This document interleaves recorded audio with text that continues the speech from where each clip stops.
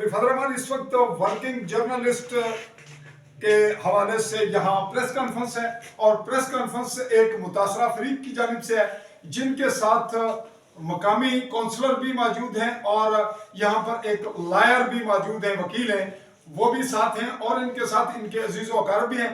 यहाँ ये केस बनता है कि एक डिलीवरी नौयत का और उसमें फिर ऑपरेशन के दौरान बकौल इनके, हम नहीं, इनके उसमें कोई खराबी होती है, ये मामला मीरपुर जाता है, फिर उसकी डॉक्यूमेंट्री जो सबूत है वो इकट्ठे होते हैं और फिर इनकी बात मीडिया में आती है, मीडिया के बाद फिर काउंटर जो है वो रवैया इख्तियार होता है। अब आज ये प्रेस कॉन्फ्रेंस कर रहे हैं तो मैंने बात का जो तमीद दी वो आप आवाम के, अपने ऑडियंस के और पब्लिक के आला हुकाम के गोश गुजार की और बात का आगाज करने से पहले इसका बैकग्राउंड इन्हीं से पूछते हैं और हमसे जुड़े रहिए। कश्मीर प्रेस क्लब समानी के वर्किंग जर्नलिस्ट के साथ मैं आपसे मुखातिब हूँ चौधरी फजल रहमान जी। तुसाना नाम क्या जी? ताहिर महमूद। तुसानी वल्दियत क्या है? रहने ले कुछ है नहीं तकियानी के यूनियन काउंसिल चौकी विच है तोनीन विच। तुसा ने उम्र कितनी है? कैमरे तक उम्र कितनी है अंदाजा? 34 साल। उम्र 34 साल है तो शादी की कितना अरसा हो जाए? शादी हो गई 10 साल। बच्चे कितने ने? 2 बच्चे सन तो कोई इसका मतलब है कोई कट गया? 3 बच्चे अयादन। ते तुसा जिस मामले च अज आए हो इसलिए बैकग्राउंड क्या है? तुसा ने वाइफ प्रेग्नेंट सी ते डिलीवरी वाकया सी कोई जी? ते डिलीवरी आम सी या ऑपरेशनल सी? नॉर्मल। तुसा केड़े टाइम आए हो? सरकारी हॉस्पिटल च क्यों होगे? सर जल्दी भी जाए ऐसा आ गए खुद आए हो अपनी मर्जी नाल? अच्छा आए केड़े वेले हो? सुबह 6 बजे। अच्छा तुसें तारीख याद है जिस तारीख आए हो? जी 16 तारीख।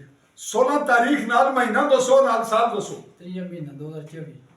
16 मार्च 2000 मार्च का होना है फरवरी 16 फरवरी 2024 कितने बजे अंदाजा टाइम फिर दसो? सुबह 6 बजे। सुबह 6 बजे पहुंचे हो तो सीधे केड़े क्लिनिक पर गए हो? निशाबा ने और लेडी डॉक्टर निशाबा ते उथे कौन सी तुसें कौन मिलया फौरी? नर्सा आपको भी मौजूद सन ते उन्हां नाल जेड़ा उन्हां नाल मुतलका बताया मामला वो भी मौजूद सी। फिर तुसा अपनी वाइफ की अंदर देता ते गल कुछ नहीं होई? तुसा नहीं या वाइफ नहीं या तुसा नहीं किसी और खातून नहीं उन्हां नहीं गल होई?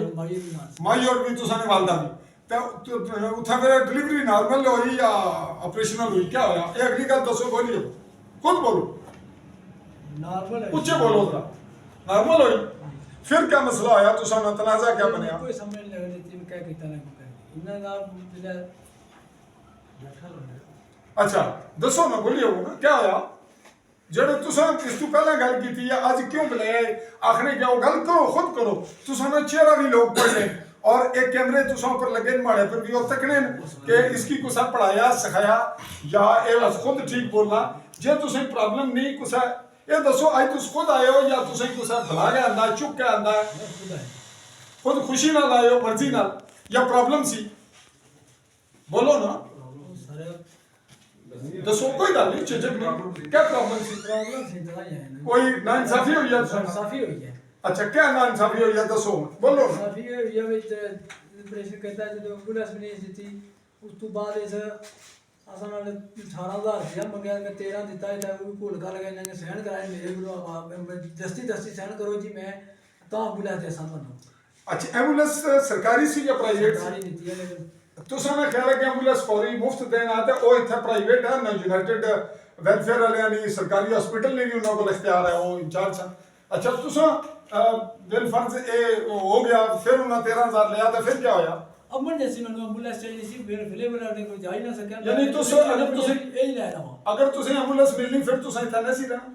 नहीं सी रहना। अच्छा हुन अगली गल दसो भाई हुन तुसा ने इसरा रोला क्या?